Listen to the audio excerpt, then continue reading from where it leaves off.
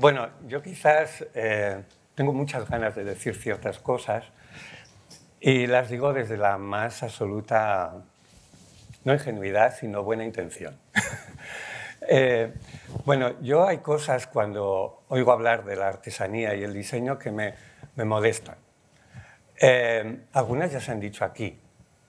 Por ejemplo, hablar de lo natural confrontándolo a lo artificial.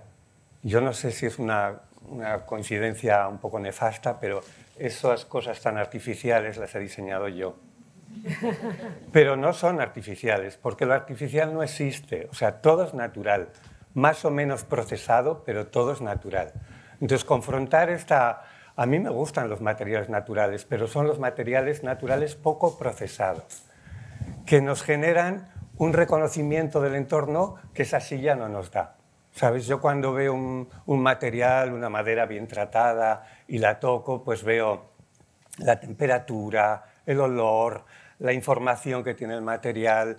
Yo soy un enamorado de la naturaleza, pero tampoco descarto otro tipo de materiales más procesados porque vivimos en un mundo complejo con necesidades complejas y hay que abastecer diferentes ámbitos, ¿no?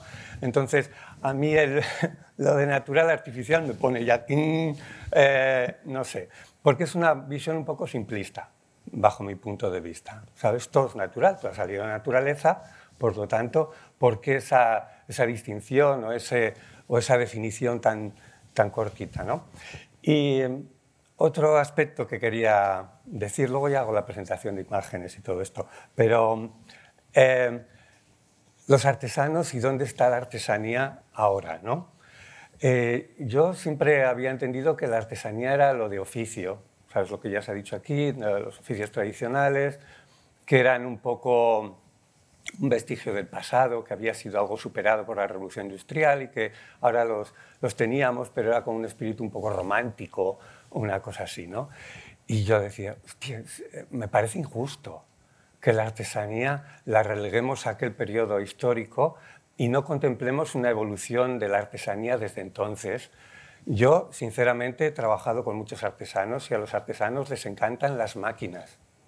O sea, el artesano, la primera pieza, quizás la haga a mano y como puede, pero en cuanto tiene que hacer la producción, empiezan a aparecer artilugios que le facilitan el hacerlo, ¿no? Entonces, para mí, los artesanos del pasado son los ingenieros de hoy.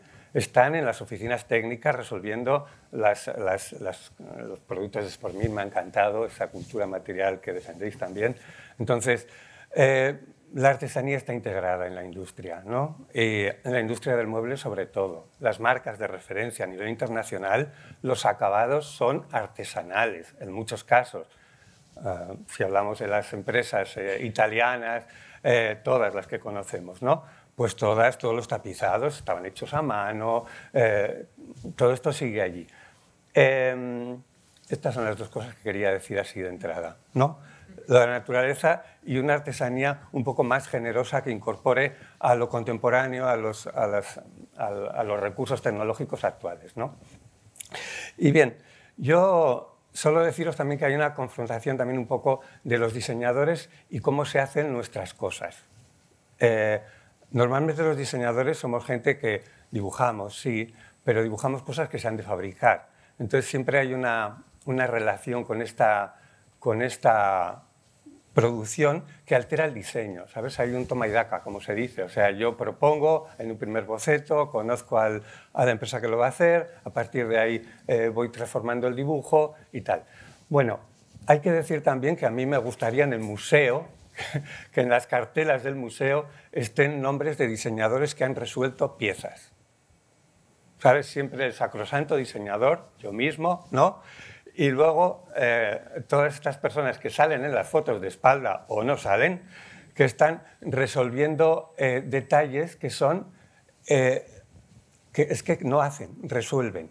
O sea, la artesanía, la cultura material les lleva a llegar donde el diseñador no llega. Porque el diseñador muchas veces, sabéis cómo trabajamos con forma, y las cosas se hacen con ensamblajes, con resoluciones, con tensiones del material. O sea, entonces, pues eso, que muchas veces no reconocemos la autoría o la parte de la autoría que le responde a la resolución de un objeto a los artesanos, ¿no? Bien, cuando un diseñador dibuja o hace maquetas, pues de alguna forma también es un artesano, ¿no? Esta silla que veis ahí de plástico, que bueno, para no denostarla hay que decir que es un monomatérica, muy fácil de reciclar. La pobrecita ya tiene unos años, ha envejecido. Es polipropileno, un derivado del petróleo natural, ¿no? Pero muy procesado. Bueno, yo cuando hago un diseño también me siento un poco artesano, ¿sabes? Cuando yo hago mis maquetas, ¿no? Y me aproximo a la forma, yo he descubierto que todo este mundo del que hablábamos al principio de la presentación, este mundo de luces y proyecciones, ¿no?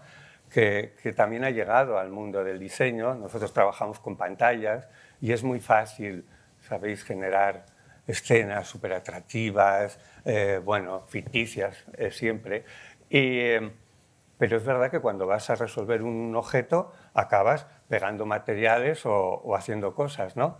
Y yo hago este tipo de cosas. Me encuentro mucho más a gusto yendo a visitar una empresa con un modelo 1 a 1, hecho, que es un dibujo tridimensional, si lo veis ahí.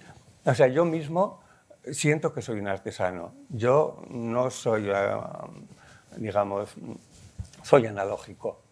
Yo soy analógico, no soy digital, pero utilizo lo digital también. En el estudio hay gente que me solventa esa cosa, ¿no? Entonces, yo resuelvo mis productos a partir de los materiales, del lenguaje de los materiales. Eso siempre me ha gustado. ¿Sabes? El plástico es dúctil, ¿no? Es fluido. Ese sillón está hecho con una técnica que se llama rotomolding, que es líquido fluyendo en un molde. Por lo tanto, el lenguaje de la silla es fluida, ¿sabéis? Se trataba de eso, de que en el molde no hubiese interrupción del flujo y saliese la pieza perfecta, ¿no? Entonces, estos son unos lavabos hechos para Cosmic con una maqueta que está hecha con licra. Aquí la pretensión era ni siquiera dibujarlo, ¿sabes? Era escanear el prototipo y llevarlo a molde de plástico, porque el material te daba las curvas y la tensión en la superficie necesaria para un lavabo que desahogase todo el agua, ¿no? Entonces, yo me siento alguien que dialoga con los materiales y que los utiliza en la génesis del diseño, por así decirlo. A veces no son los materiales definitivos, pero son materiales puente para llegar a formalizaciones, ¿no? Luego se hace todo digital, como hemos dicho, en fin, y llega el producto deslocalizado y el producto que consumimos, ¿no? Luego, también algo que para mí es importante también, ¿no? Muchas veces hablamos de los artesanos y parece que hay que ir a buscarlos al campo, al bosque, a veces donde no están. A mí, en este punto, me gustaría decir que la artesanía que ahora me interesa son las industrias tradicionales.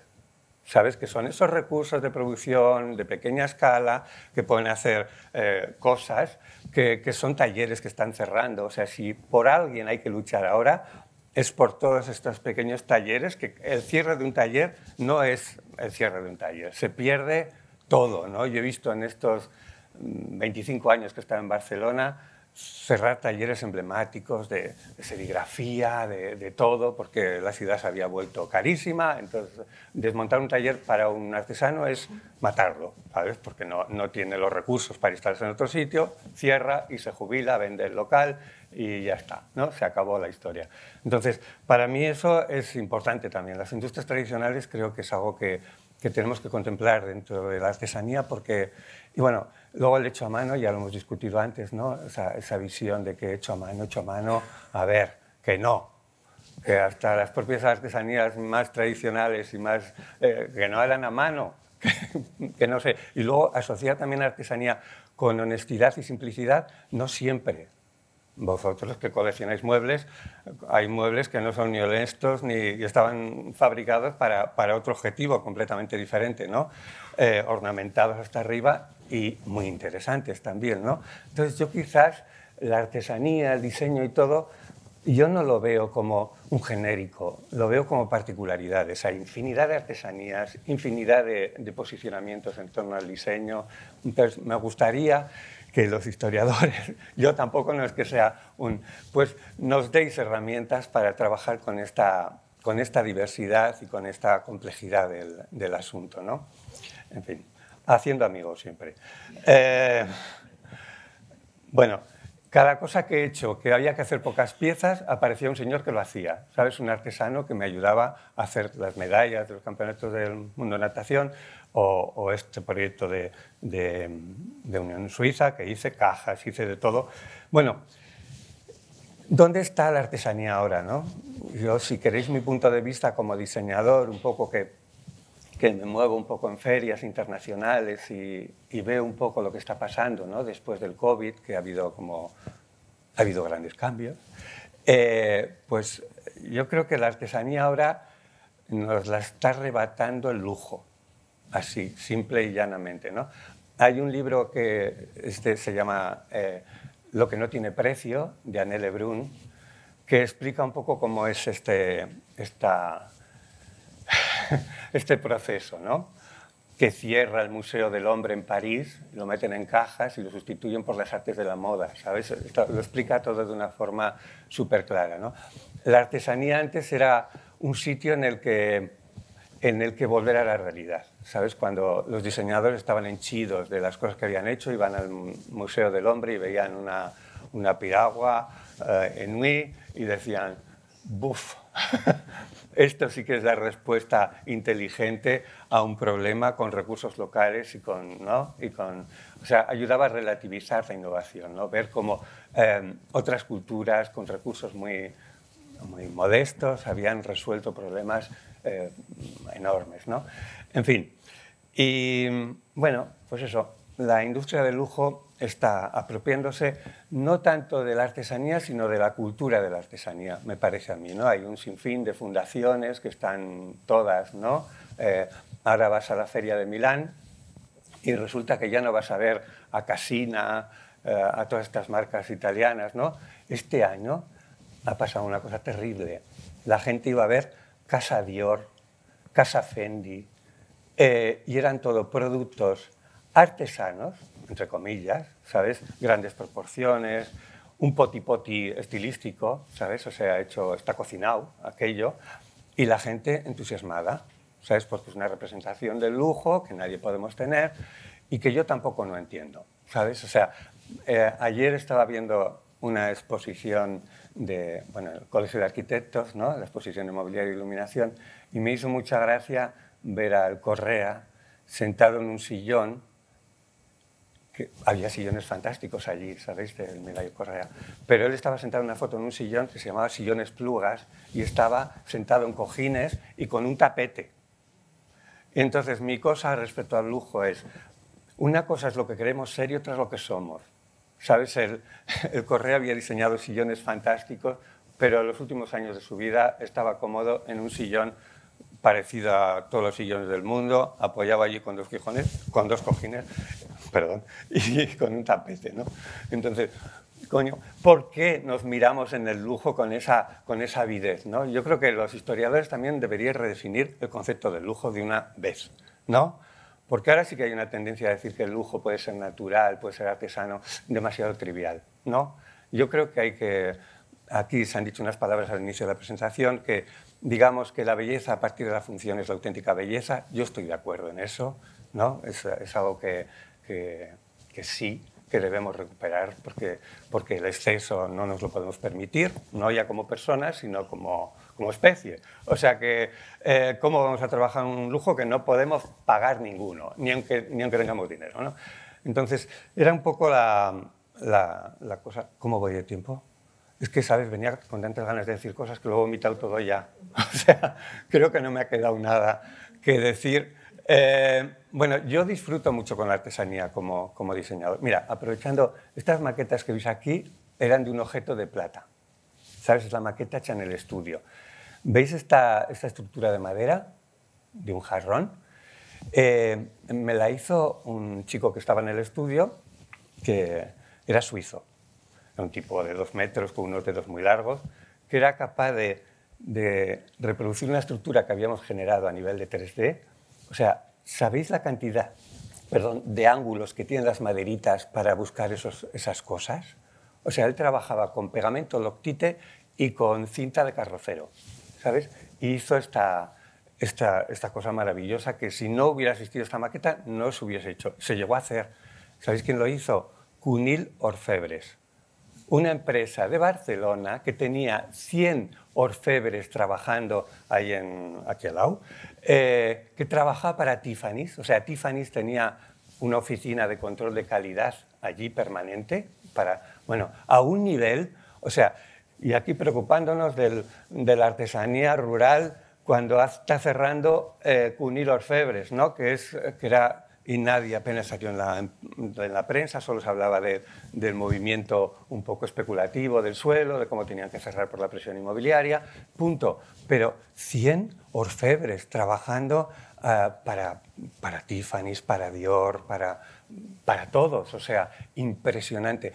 Y ellos no tenían producto tenían producto propio, pero no muy allá, ¿no?